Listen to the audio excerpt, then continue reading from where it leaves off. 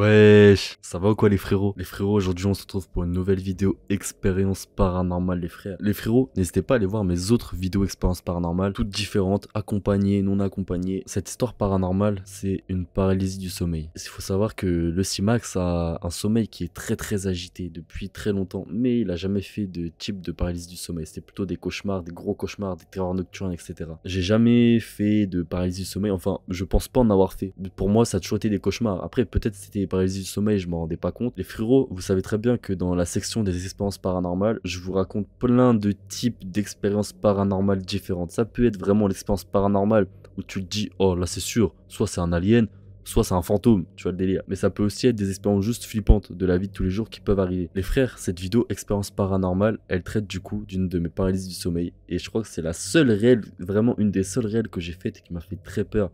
C'est la seule fois de ma vie, je crois, où j'ai eu autant peur de toute ma vie. Il faut savoir que moi, quand je fais des cauchemars, ça me fait plus peur. C'est-à-dire que le cauchemar, il commence, j'arrive tout de suite à trouver une solution, soit pour mettre un terme au cauchemar, soit pour niquer le cauchemar. Ça veut dire, normalement, je vois un monstre dans mon cauchemar, j'arrive à trouver un couteau, j'arrache le crâne, tu vois. Non, ça, c'est ma technique. Les frérots, il faut savoir que c'était à l'époque, j'étais allé dormir chez madame, et chez madame, il n'y avait que sa maman et ses sœurs. Donc, ça faisait de moi le seul homme de la maison, sachant que ses sœurs et sa maman font 1m50. Donc ça faisait de moi la seule personne en capacité de me battre. On dormait paisiblement, c'était en été. Il faut savoir que madame habite au rez-de-chaussée d'un bat et que du coup on avait laissé entrouvert un peu, vu qu'il faisait très chaud, on avait laissé un peu entrouvert la fenêtre avec le volet descendu et tout. Bref, moi y a pas de souci, c'est moi qui dormais côté fenêtre parce que madame, du coup, ça la faisait un peu peur de dormir côté fenêtre alors qu'elle était au rez-de-chaussée, ce que je peux comprendre. On dormait j'étais sur le dos pour dormir. Madame était sur le teco. Je dormais sur le dos comme as là, vous savez, en mode cercueil, comme as. Bref. Ça, c'est ma position préférée pour dormir. On est trop yam. Et en fait, si vous voulez, vous avez le lit. Et juste à côté là, imaginez là, je suis sur le dos. Hein. Juste à côté là, donc derrière moi au niveau de ma tête, ici là, il y avait du coup une porte-fenêtre qui donnait à l'extérieur, qui était ouverte, fenêtre ouverte, et le volet baissé quasiment en entier. Juste pour que l'air passe et qu'il fasse frais dans la chambre. Je suis là, je suis dans les vapes et tout. J'ouvre un peu les yeux comme ça. Je vois une masse sombre devant moi. Au niveau de la porte de chambre. En fait, la porte de chambre était en face du lit. Hein, était aussi en face de la fenêtre. Ok. C'est-à-dire que là, il y avait la porte de chambre. Là, il y avait la fenêtre. Et du coup, moi, vraiment, il est en plein en face de moi, ce mec. Déjà, je le voyais pas. Je voyais vraiment une masse sombre. Et ça, c'est typique des paralysies de sommeil, apparemment, parce qu'après, je me suis renseigné sur le sujet et tout. Et j'aime bien même le sujet des... Je trouve que le cerveau est fait d'une manière, les gars. Et regardez des théories, même quand elles sont à l'inverse de ma représentation du monde, mes croyances, etc. J'aime bien juste regarder. Vous savez, juste pour m'évader un petit peu et me dire ah ouais, cette théorie-là, là, elle est super, elle est ouf, tu vois. Mais même si pourtant j'y crois pas du tout. Mais j'aime bien le délire, tu vois, ça fait fiction, moi je kiffe de ouf. Cette masse sombre devant moi, les frérots, j'ai jamais vu un truc aussi grand qui faisait aussi peur. La tête a dépassé la porte en fait, donc il faisait plus de 2 mètres, assez costaud, tu vois. Et tout en noir. Une personne tout en noir assez costaud comme ça, c'est pas une personne de sa famille. C'est pas moi, parce que moi je suis allongé, je le regarde, il me regarde. Et surtout, qu'est-ce qu'il veut? Moi, tout de suite, je me dis, putain, il est rentré par la porte-fenêtre, ce bâtard, il a réussi à rentrer. Sauf qu'une personne qui vient et qui te fixe comme ça en train de dormir, c'est pas une personne qui te veut du bien. C'est pas une personne, elle est là juste pour cambrioler, après elle se barre. C'est une personne, poteau, elle te veut du mal. Et c'est ça, c'est là où, en fait, le CIMAX a eu très peur. C'est que là, j'ai fait, putain, il nous veut du mal. J'ai fait, faut que je réagisse. Je suis le seul qui peut faire quelque chose. Les gars, j'avais aucune chance. Il faisait 2 mètres. 100 kg, 103 kg, 150 kg. Le CIMAX de l'époque était plus maigre. J'avais aucune chance.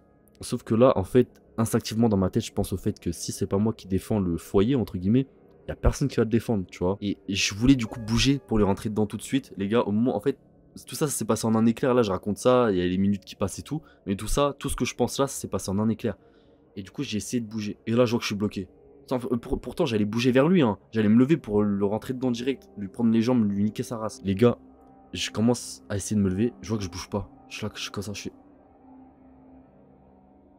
j'essaie de parler, vous voyez, j'avais cette tête là, hein, genre. J'essaie de parler pour au moins réveiller madame, pour que ça me donne le boost pour y aller, tu vois. Pour qu'elle crie, pour qu'elle hurle et que d'un coup j'arrive à me lever, tu vois. J'essaie de parler, de crier et tout, frère. J'essaie de bouger, mon corps il tremble comme ça, il fait des trucs comme ça en mode, mon bras il arrive un peu à se lever et tout. Mais j'arrive pas totalement à bouger, mais vraiment je forçais comme un dingue parce que je me disais quoi? Je me disais, là, si moi j'arrive pas à me lever, Il y a personne qui va pouvoir défendre la famille. On va mourir, frère. Personne va pouvoir les défendre. C'est-à-dire, j'aurais échoué. Et des gens que j'aime vont mourir à cause de moi.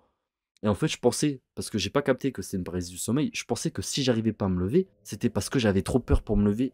Putain, me dis pas que j'ai trop peur, me dites pas que j'ai trop peur. Là, j'essaie de me bouger, putain, mais bouge ton cul, tu vois, t'as pas peur de lui, rentre-lui dedans. Tu vois, c'est soit lui, soit les gens que t'aimes, soit toi.